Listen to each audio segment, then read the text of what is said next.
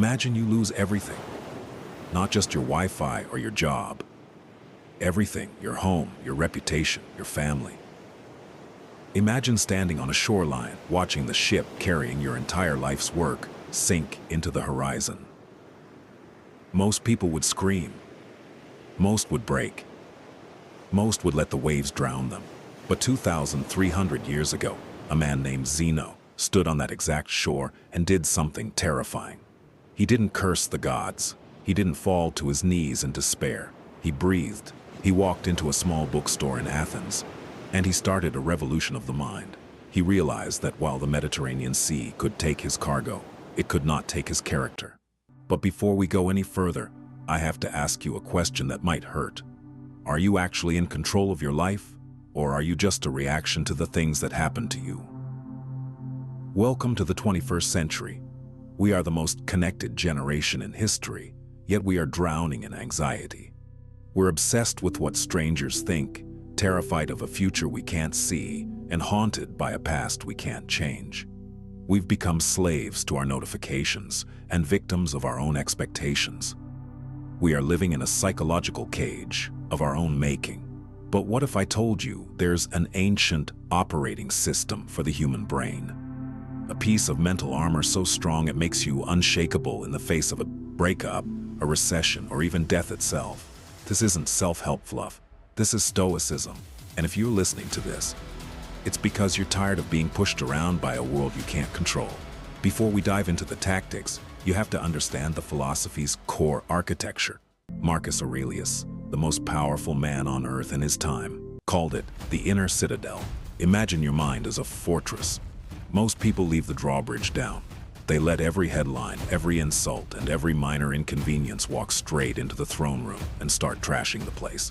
If someone cuts you off in traffic, they've invaded your fortress. If a comment on social media ruins your dinner, you've handed over the keys to your kingdom. Think about this. If a stranger walked up to you and handed you a leash, would you put it around your neck and let them pull you wherever they wanted? Of course not. But every time you get angry because of a rude comment or lose sleep because of a mean email, that is exactly what you are doing. You are handing a complete stranger the remote control to your emotions. You are letting them decide if you're going to be happy or miserable for the next 6 hours.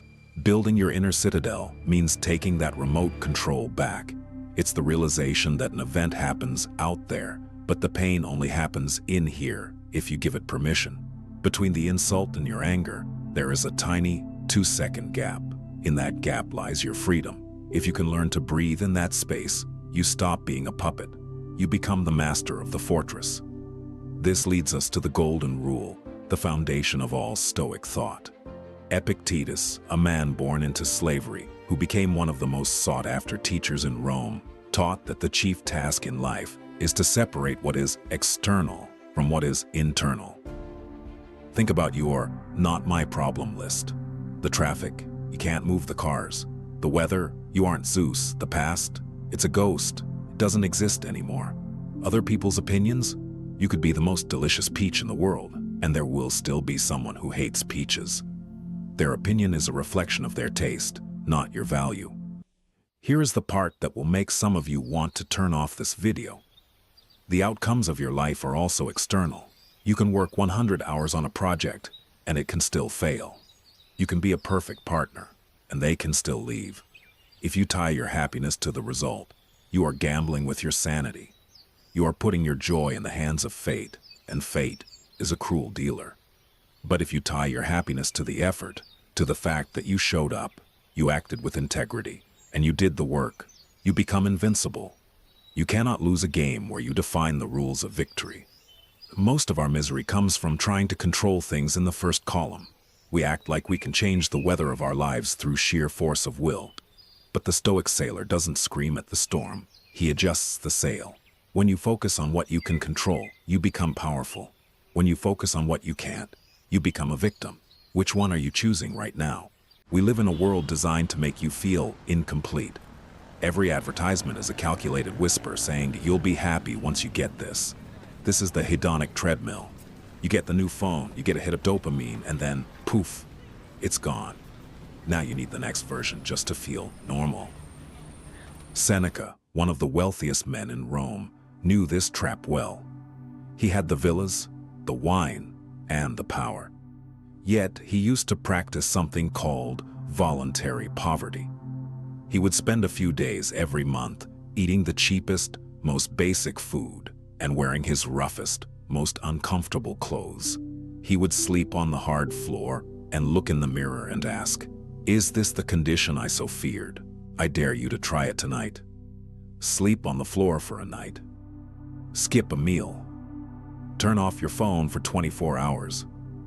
Go for a long walk in the rain without a jacket. When you realize that you can survive and even thrive on the absolute basics, the world loses its leverage over you. Oh, you aren't settling. You're becoming anti-fragile. You are training your brain to realize that your soul is not for sale, and it doesn't require a subscription fee. Now let's talk about the hardest part of being a Stoic. Other people. Marcus Aurelius started his mornings with a specific meditation. He would sit in his tent at the edge of the Roman frontier and tell himself, "Today I shall meet with people who are busybodies, ungrateful, arrogant, deceitful, envious, and unsocial." He wasn't being a cynic. He was being a strategist. Most of us get upset because we expect people to be good or fair. When they aren't, we feel shocked and betrayed. The Stoic expects the chaos. When someone is rude to you, don't take it personally. They are simply acting according to their nature, just like a dog barks or a flame burns. You don't get mad at a dog for barking, so why get mad at a fool for acting like a fool? By lowering your expectations of others and raising the expectations of yourself, you eliminate 90% of your daily frustration. If someone insults you, they are only revealing their own lack of character. Stop handing the remote control of your emotions to people you don't even respect. This brings us to the part that makes people uncomfortable. Memento mori. Remember that you will die. In the modern world, we treat death like a glitch in the system. We hide it. We live as if we have an infinite amount of time, wasting our hours on things that don't matter and people who don't care. But the Stoics wore death like a piece of jewelry. Imagine you're arguing with someone you love right now. It's heated. You're angry about a late bill or a forgotten chore. Now imagine a voice whispers in your ear, "One of you will be dead by tomorrow morning." Does the argument still matter? Does the anger still have heat? No. The anger evaporates instantly, replaced by a desperate, beautiful urge to show love. You are not entitled to the next 10 minutes. When you realize your time is finite, you stop wasting it on Netflix binges you don't even enjoy, or worrying about what people from your past think of you. Memento mori doesn't say life is pointless. It says life is precious. Stop acting like a zombie. Most people aim for resilience. They want to be able to endure bad luck. Stoics go one step further. They practice amor fati. Love your fate. It's not just accepting it, it's demanding it. Think of your life as a fire. A small fire is put out by a bucket of water. A great blaze devours the water and uses it to grow higher. The obstacles aren't blocking the path. The obstacles are the path. If you lose your job, the Stoic says, "Good. Now I can test my resourcefulness." If you get injured, "Good. Now I can practice patience." Are you a flickering candle that goes out when the wind blows? Or are you the blaze that gets bigger with every log thrown onto it? When you decide to love whatever happens, you can never be defeated. Philosophy isn't something you read. It's something you do. Here is your Stoic armor for the 21st century. 1. Premeditatio malorum. Every morning before you check your emails or scroll through your notifications, spend 60 seconds imagining everything that could go wrong today. Your car won't start. Your boss is in a foul mood. Your internet goes down. Someone you trust lets you down. This isn't pessimism. It's a strategic rehearsal. By expecting the chaos, you take away its power to shock you. When the problem actually arrives, you don't panic. You say, I've already met you in my mind. Now let's get to work." 2. The view from above. When you feel overwhelmed by a problem, a bad grade, a social media snub, a debt, zoom out. Imagine looking at yourself from the ceiling, then from the clouds, then from space. See your city, your country, the entire rotating rock we call home. Your problem is a tiny speck on a tiny planet in a vast, silent universe that has been spinning for billions of years before you and will spin for billions after you. It's not that your problem doesn't matter. It's just that it's small. Perspective is the enemy of anxiety. 3. The evening review. Before you sleep, don't reach for your phone. Instead, reach for a notebook or just your own thoughts. Ask yourself 3 questions. What did I do well today?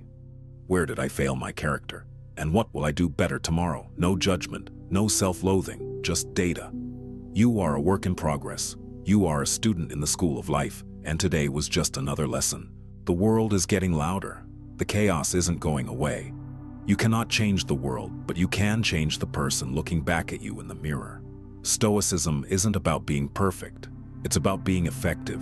It's about realizing that while you are a small part of a vast universe, you are the absolute master of your own mind.